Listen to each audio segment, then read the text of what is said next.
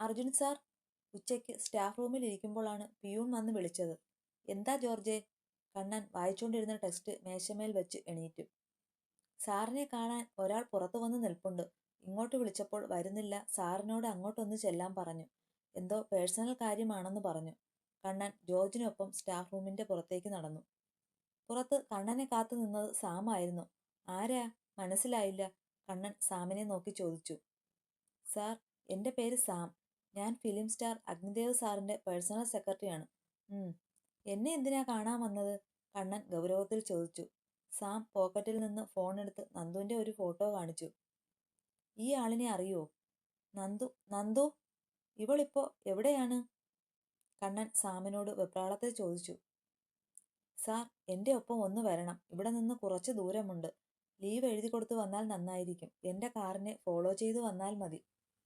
അഗ്നി സാർ പറഞ്ഞിട്ടാ ഞാനിപ്പോൾ വന്നത്. സാർ ലൊക്കേഷനിലുണ്ട്, സാം പറഞ്ഞു. ഞാൻ ദാ വരുന്നു. കണ്ണൻ വേഗം സ്റ്റാഫ് റൂമിലേക്ക് ഓടി. പെട്ടെന്ന് തന്നെ അവൻ ബാഗുമെടുത്ത് പുറത്തേക്ക് വന്നു. സാം പറഞ്ഞതുപോലെ ഫോളോ ചെയ്ത് ലൊക്കേഷനിലെത്തി അഗ്നി ഇരിക്കുന്ന റൂമിലേക്ക് സാം കൊണ്ടുപോയി. സാർ, നന്ദു എവിടെ? അവൾക്ക് എന്തെങ്കിലും പറ്റിയോ? കണ്ണൻ അഗ്നിയോട് ചോദിച്ചു. Hey Arjun, cool. താൻ ടെൻഷൻ ആകേണ്ട. നന്ദയ്ക്ക് പ്രശ്നമൊന്നുമില്ല. അവൾ സേഫാണ്.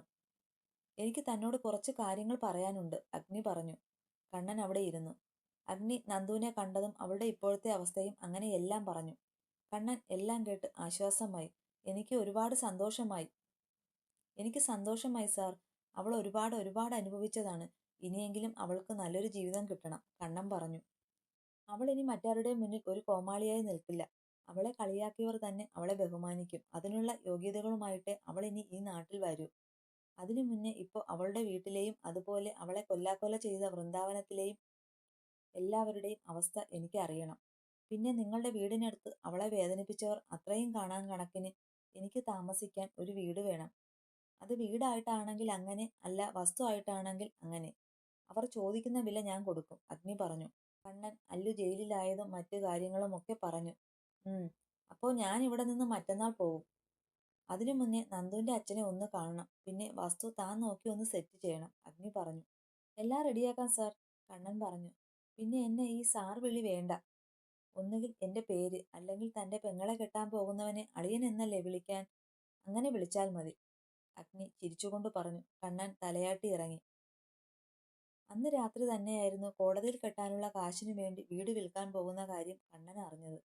അങ്ങനെയാണ് ആ വസ്തു അഗ്നിയുടെ പേരിലേക്ക് മാറ്റിയത്. അഗ്നി നാട്ടിൽ പോകുന്നത് വീണ്ടും 2 ദിവസം കൂടെ നീണ്ടു. അതിനിടയിൽ മാധവനെ കാണാൻ പോകാൻ പറ്റിയില്ല. പക്ഷേ അവസാനം പോകാൻ തുടങ്ങുമ്പോൾ അയാളുടെ മരണവാർത്ത അറിയുകയും ചെയ്തു. പിന്നെ ഇടയ്ക്കിടയ്ക്ക് അഗ്നിയും സാമും വിളിച്ചു നാട്ടിലെ കാര്യങ്ങൾ കണ്ണനോട് തിരക്കും. കണ്ണൻ തിരിച്ചങ്ങോട്ട് വിളിക്കാറില്ല. കാരണം നന്ദു അടുത്തുള്ളപ്പോഴാണ് വിളിക്കുന്നതെങ്കിൽ അത് പിന്നെ അവളിൽ സംശയം നിറയ്ക്കും. തമാശയ്ക്ക് പോലും നന്ദുവിനോട് കള്ളം പറയാൻ അഗ്നിക്ക് താല്പര്യമില്ല. പെട്ടെന്ന് അനുവിന്റെ ശബ്ദം കേട്ട് കണ്ണൻ ഞെട്ടി. എന്താടി കുരുട്ടെ? ഈ ഈ സ്റ്റാർ പോയി. പക്ഷേ വീട്ടിലെ സ്റ്റാർ അങ്ങോട്ട് വരാതെ ഇവിടെ ഇരിക്കുന്നത് കണ്ടു ഞാൻ ഇങ്ങോട്ട് വന്നതാ, അനു ചിരിയോടെ പറഞ്ഞു. കണ്ണൻ അവളെ ഒന്ന് തറപ്പിച്ചു നോക്കി എണീറ്റ് അവളുടെ ഒപ്പം നടന്നു. കണ്ണേട്ടാ. ആ ചേട്ടൻ നമ്മളെയൊക്കെ കല്യാണം വിളിച്ചു. ആ ചേട്ടന്റെ കല്യാണം കഴിഞ്ഞതാണെന്നും ഒരു പെൺകുഞ്ഞുണ്ടെന്നും എല്ലാവർക്കും അറിയാം. പക്ഷേ ഭാര്യയെ ഇതുവരെ ആരും കണ്ടിട്ടില്ല. ആദ്യ ഭാര്യ മരിച്ചുപോയതാണോ? അനുവിന്റെ ചോദ്യം കേട്ട് കണ്ണൻ ഒന്ന് ഞെട്ടി. ശരിയാണ്, താനും ഇതുവരെ അതിനെക്കുറിച്ച് ചോദിച്ചില്ലല്ലോ. അഗ്നിയുടെ ആദ്യ ഭാര്യ എവിടെ? കണ്ണേട്ടാ. അനു അവന്റെ നിൽപ്പ് കണ്ട് തട്ടി വിളിച്ചു. ആ, ഞാൻ അതൊന്നും അവനോട് ചോദിച്ചു. അതൊക്കെ അവരുടെ പേഴ്സണൽ കാര്യങ്ങളല്ലേ. കൂടുതൽ സംസാരത്തിന് നിൽക്കാതെ അവൻ അകത്തേക്ക് പോയി. ദിവസങ്ങൾ മാറ്റമില്ലാതെ പോയിക്കൊണ്ടേയിരുന്നു. സ്വര പിറ്റേന്ന് രാവിലെ തന്നെ ഹോസ്പിറ്റലിൽ നിന്ന് ഡിസ്ചാർജായി വന്നു. അവൾ വീട്ടിൽ വന്നിട്ടും ആരോടും ഒന്നും മിണ്ടിയില്ല. ആലുവിന് പുതിയ ഫോൺ വിഷ്ണു വാങ്ങിക്കൊടുത്തു. അതിലേക്ക് ഇടയ്ക്കിടയ്ക്ക് വസു വിളിക്കാറുണ്ട്. പതിവ് പോലെ വസു വിളിച്ചു. രാവിലെ വിഷ്ണു പാടത്തേക്കിറങ്ങി. ആലുവിന് ഇപ്പോൾ കുറച്ച് മാറ്റമൊക്കെ ഉണ്ട്.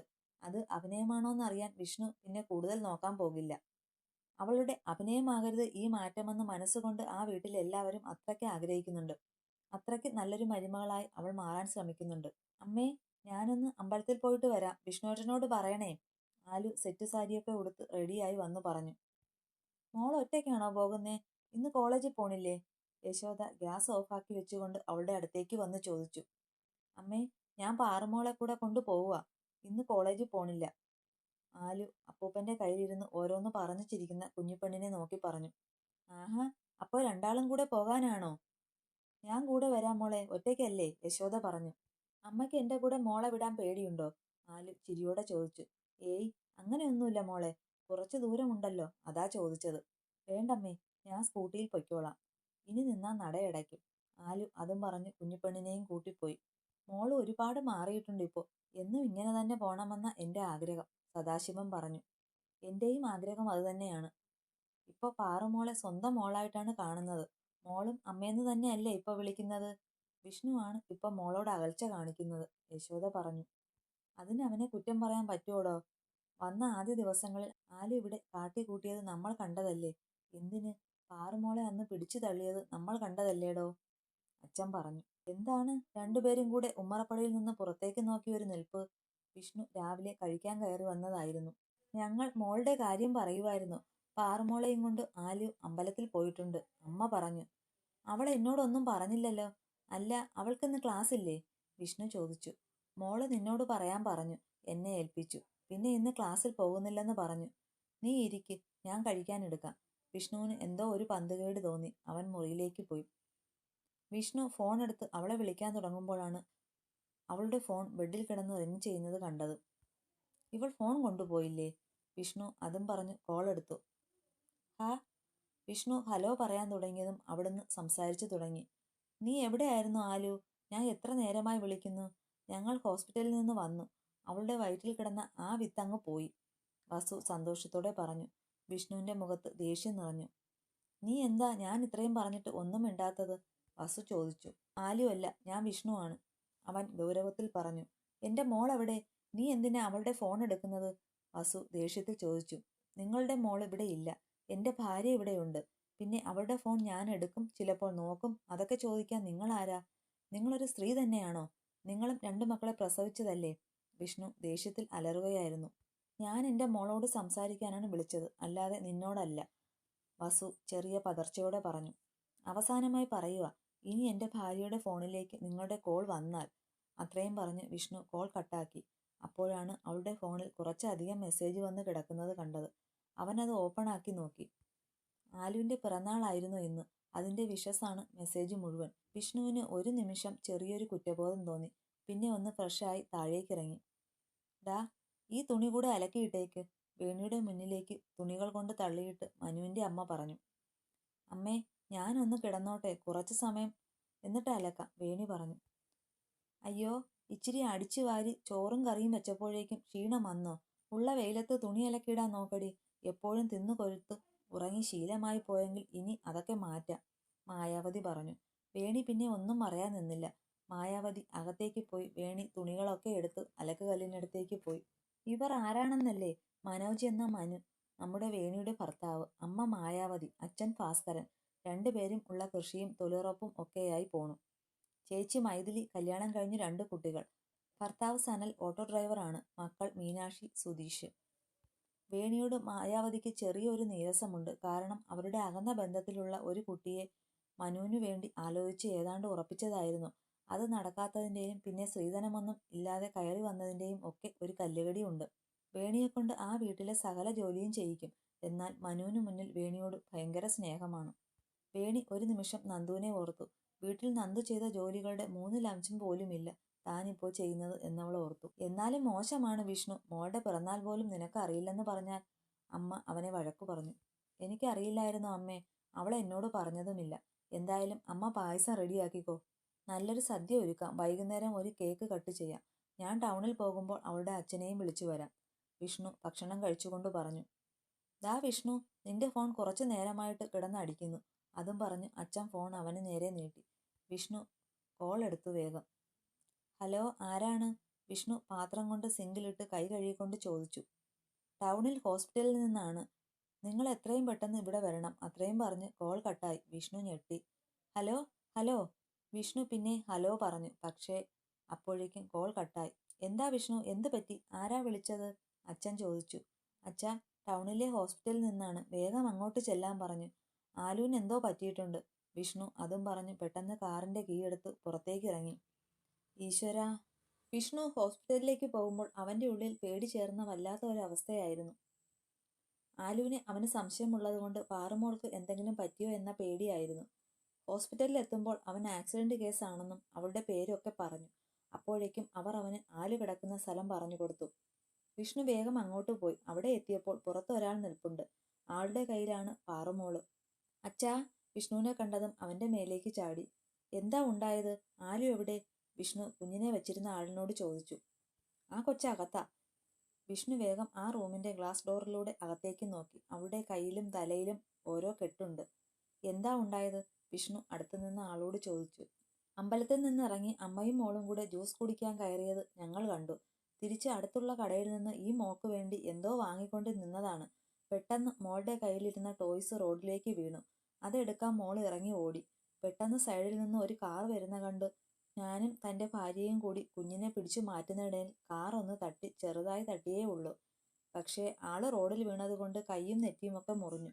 ബ്ലഡ് കണ്ടപ്പോൾ ആള് തലചുറ്റി വീണു. ഞാൻ കുറെ വിളിച്ചു ഇയാളെ. അവസാനം വിളിച്ച് വിവരം പറയും മുന്നേ ഫോൺ ഓഫായിപ്പോയി, അയാൾ പറഞ്ഞു. വിഷ്ണു പാറുവിനെ സൂക്ഷിച്ചു നോക്കി. ഞാൻ അറിഞ്ഞോണ്ടല്ലച്ചാ, പാറു കണ്ണു നിറച്ചു പറഞ്ഞു. വിഷ്ണു അവളെ ചേർത്ത് പിടിച്ചു. അല്ല, ഇടിച്ച കാർ? വിഷ്ണു ചോദിച്ചു. അവർ ബില്ലടയ്ക്കാൻ പോയി. തന്റെ ഭാര്യ പറഞ്ഞു പൊയ്ക്കോളാൻ, കുഴപ്പമില്ലെന്ന്. പക്ഷേ ആള് ബ്ലഡ് കണ്ടപ്പോൾ താഴെ വീണു, അയാൾ പറഞ്ഞു. അപ്പോഴേക്കും സിസ്റ്റർ പുറത്തേക്ക് വന്നു. ആ കുട്ടിയുടെ മോളെവിടെ? ബോധം വന്നപ്പോൾ മുതൽ അകത്ത് കിടന്ന് ഭയങ്കര ബഹളമാണ്, സിസ്റ്റർ പുറത്തേക്ക് വന്ന് പറഞ്ഞു. ഞാനൊന്ന് കണ്ടോട്ടെ? വിഷ്ണു ചോദിച്ചു. അതിനെന്താ, കണ്ടോളൂ, സിസ്റ്റർ പറഞ്ഞു.